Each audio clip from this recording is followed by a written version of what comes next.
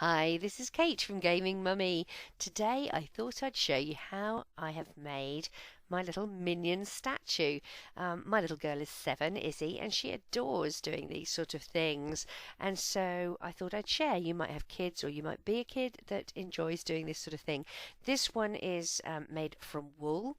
She plays in creative mode, so she doesn't have to go and shear all the sheep and find the dye and create all the different colours. So it's up to you whether you have your wool readily available or whether you're going to go and make it. I'm going to show you a website which is called braceletbook.com, and we use it in crafting to make friendship bracelets and things like that.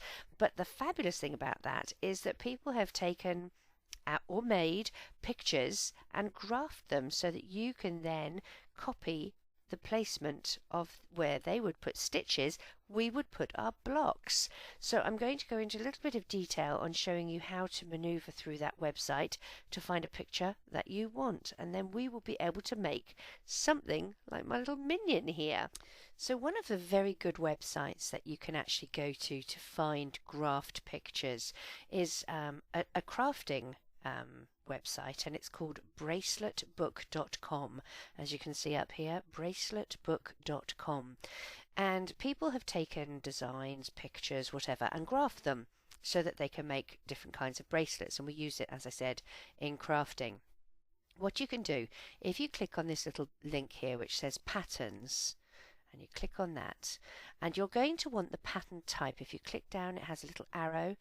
You can click on normal, all, or alpha. We want alpha.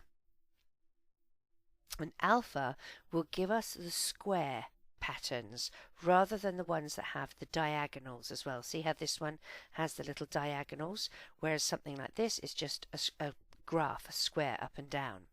Now, the other thing we're going to want to do is this part here which says strings.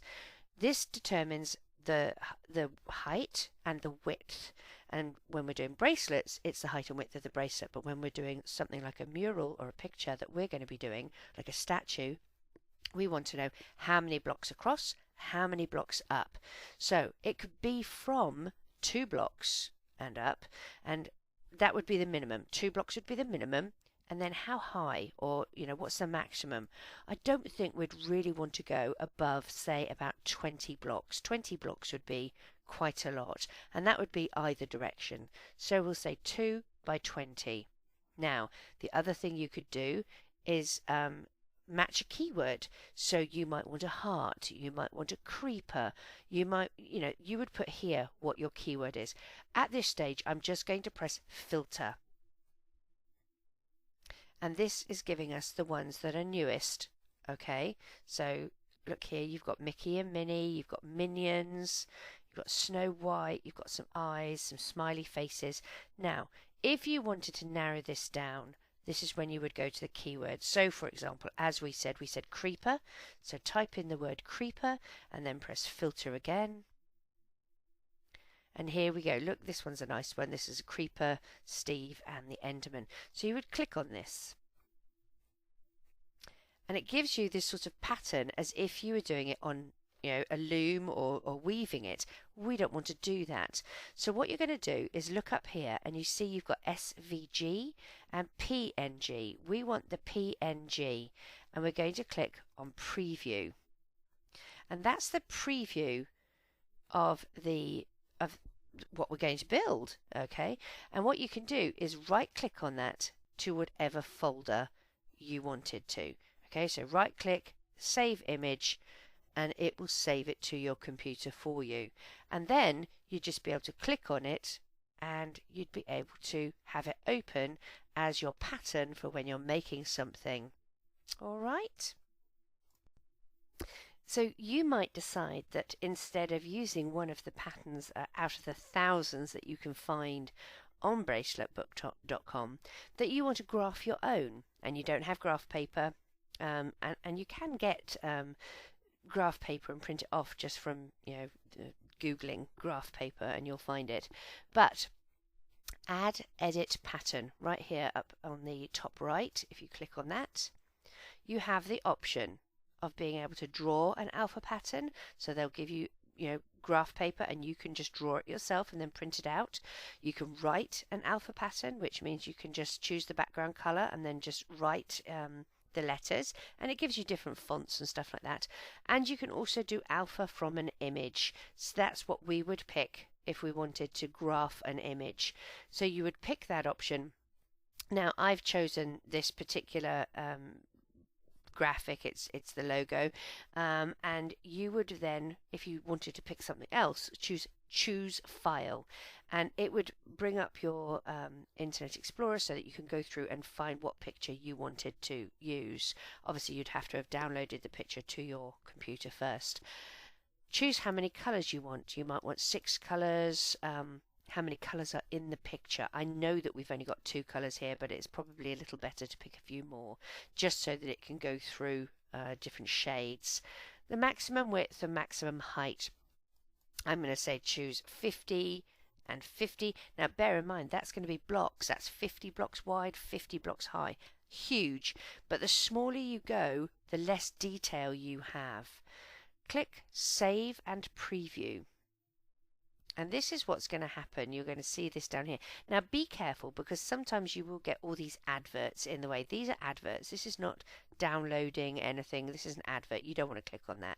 Click here to finish this pattern by tweaking the knots on your own.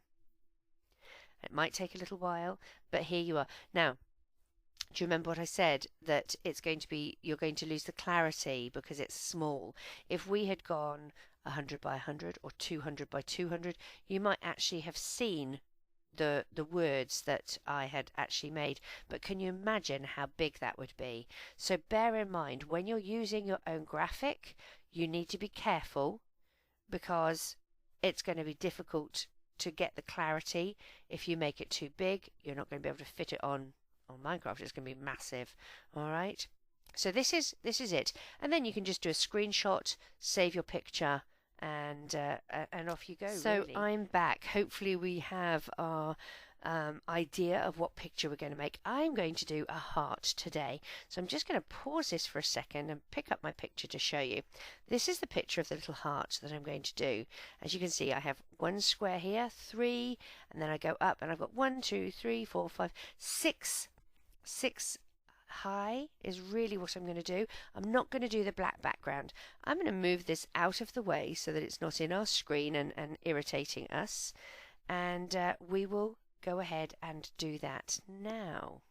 We're going to find a spot that we want to start at. I'm going to just be here, and you're going to pick your colours. I'm going to pick red. I'm doing a heart, and I'm going to put them where I can readily access them. So I'm just going to pop them here.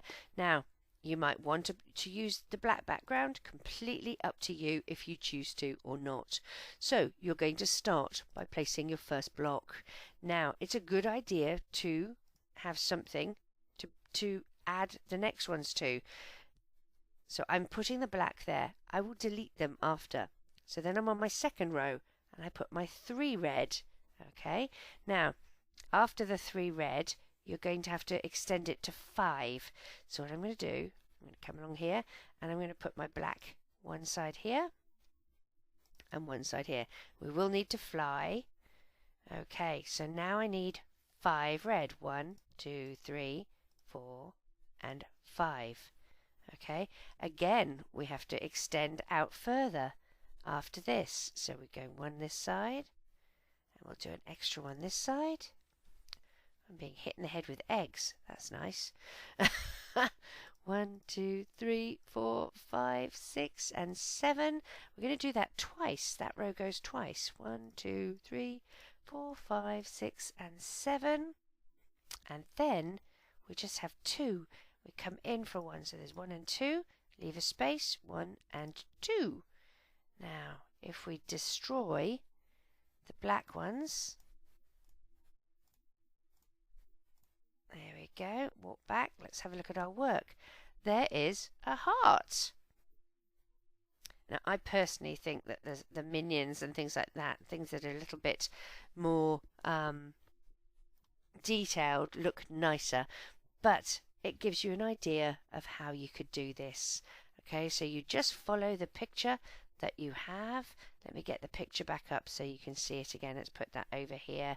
So there's our heart, and there's our little heart picture. You can see it. So that's how we use braceletbook.com. That's how we can make our murals, or I suppose our statues we would call them. In crafting we would call them murals. But you just follow the amount of blocks that you have on your graph paper.